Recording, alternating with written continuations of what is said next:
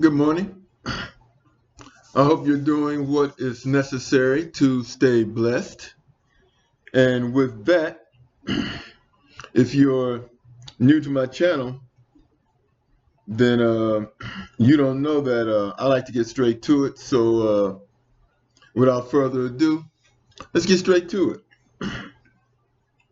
African Americans, Hebrew Israelites, America is going to go through a revolution.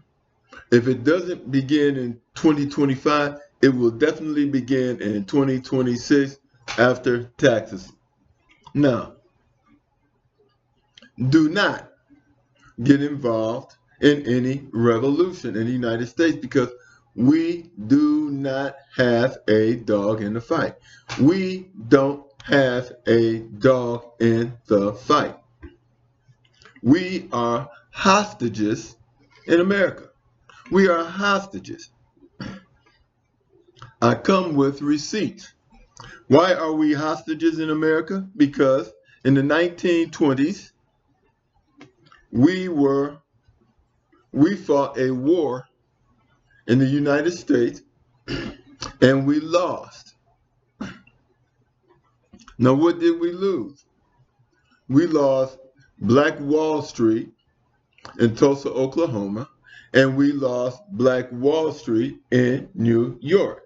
Yes, we ran that also, and we had 400 black banks. We had black cities and towns. Now, without me telling you, you know what happened to these cities and towns if you are familiar with Black Wall Street in Tulsa, Oklahoma, and you are familiar with Lake Rainier. Black Wall Street, as you know, was bombed by the United States government, and Lake Lanier sits on top of a black city. And after the United States bombed black cities and towns, the United States civil engineers built lakes over them to bury them and to hide the massacres and to remove them from sight, out of sight, out of mind. Understand this. When a country bombs another country, that is a sign of war. When a country bombs a people. Now, we lived segregated. We had segregated towns and cities. So we had our own country within this country. And we were so successful that we created the Roaring Twenties of the 1920s. We sold penny stocks, which made the average middle class and poor white person rich off of the stocks paid on the inventions of black inventors who used black banks because they could not get loans from white banks. You can juxtapose this with what is going on in Africa. Africans can't get loan to manufacture their own resources, so they have to ship them out, make jobs in Europe for Europeans, and then buy their products, and that keeps them poor. And see, this is what was going on in America. Black men were able to take advantage of their ideas and start their own manufacturing company and businesses. And these manufacturing companies and businesses were also bombed. And then after they did that, they put us into projects. And that's where they kept us as hostages. But slowly but surely, some of us broke out, bought homes, and you see what we've accomplished today. I say all this to say that we are hostages in this country. Now, a second point to prove my point is that even when Black Americans went and fought in World War II for this country, when they came back to this country, some still in their uniform, they were mobbed by racist white men, most of which never went into the service. They were told that nothing, even though you fought in the war and helped to win the war, nothing has changed. Remember these three words: nothing has changed. And some of those men were lynched and murdered in their uniforms.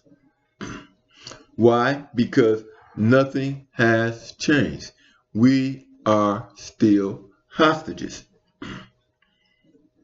And in the 1920s, they bombed our cities and towns. And then they built projects for us because nothing has changed. And to prove my point, Lake Lanier is on top of a Black American city. Now, to further prove my point that we do not have a dog in the fight, is that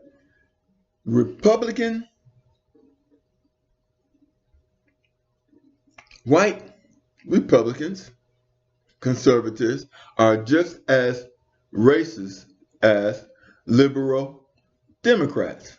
Liberal Democrats are racist. Conservative Republicans are racist. Republicans are overtly racist. They are overtly racist, and usually they do their thing in the states. They do all their dirty work in the states, whereas Democrats, liberal Democrats, they do their thing covertly. To prove my point, Clinton was a Democratic president, and he controlled the executive branch of government. He had a majority in the legislative branch of government, which is Congress. So the Democrats had executive and legislative, and the Democrats also had the judicial branch of government, which is the Supreme Court. He had all three branches of government, and he could have paid reparations. But we're not even going to talk about reparations. We're going to talk about what he did. What he did was supported the Republican 3 strikes you're out bill, which meant that if a black man served time for a felony, got out of jail, committed another felony,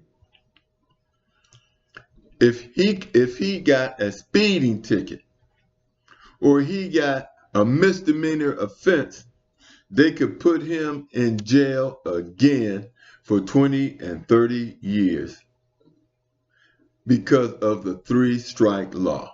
That was Bill Clinton, Democrat, with a Democratic Congress and Supreme Court. Not only did Clinton do that, he signed a bill to whereas if a black woman wanted to get welfare, she had to do what? She had to get a job. Now, what kind of job would such a woman qualify for? Minimum wage. So she gets a minimum wage job. Who knows what the hours are? And for that, she gets food stamps and medical care, which is what you would get at a decent job.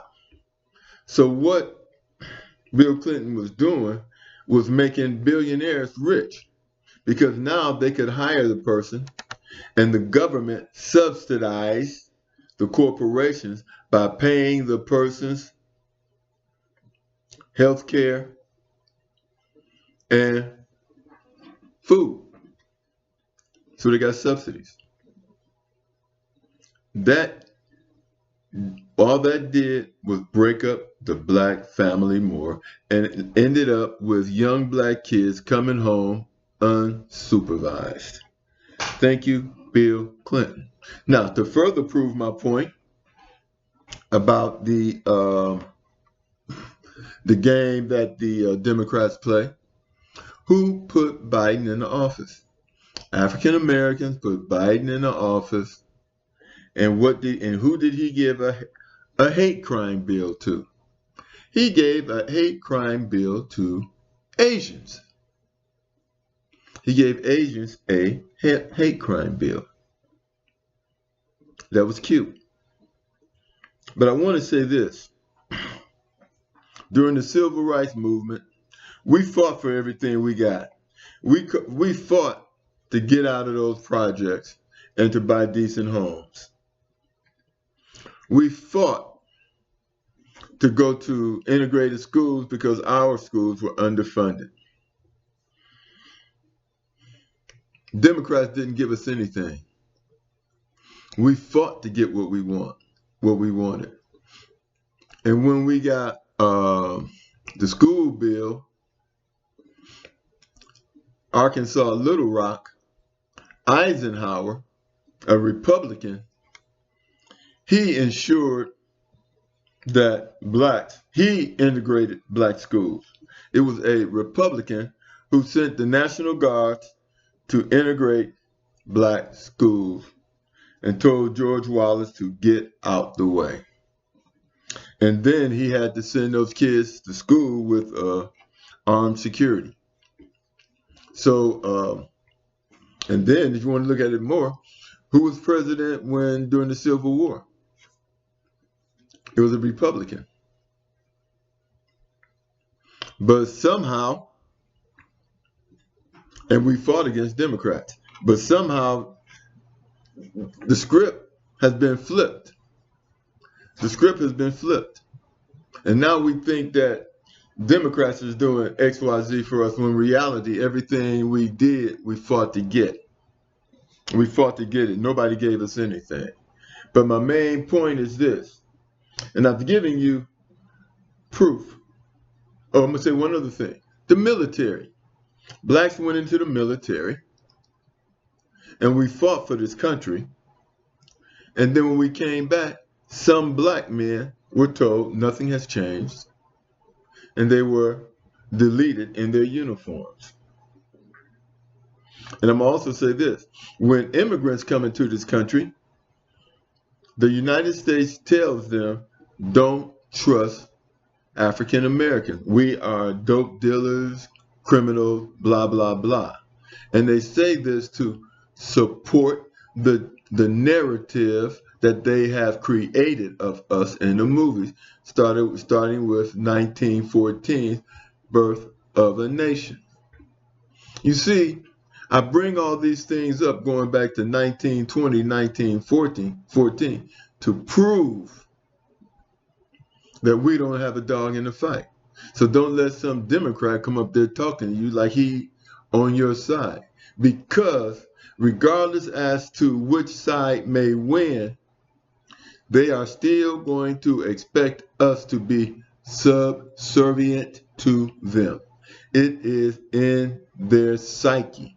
They have been brought up like this. It is in if they have not straightened them, if they have not, the only time I would trust a Caucasian is if he said Yahshua was a black man. If he said Israelis are black. Not Israelis are black because they're white. He would say that the Hebrew Israelites in the Bible are the African Americans, are of the 12 tribes. Now, if a white man tells me this, okay, we can talk. But he come at me with a picture of white Jesus, come at me talking about Christianity, which is satanic. I don't have the time for that crap. I'll talk to you all later. Stay blessed. Study my channel. It will tell you how to protect yourself from what is about to happen in the United States. And this, you can consider this a public service announcement. Stay out of white folks' business. Stay out their business, because we are just hostages in this country. And after the dust settles, then we'll have to decide what we're going to do. And then we'll probably have to fight for civil rights. Talk to you later.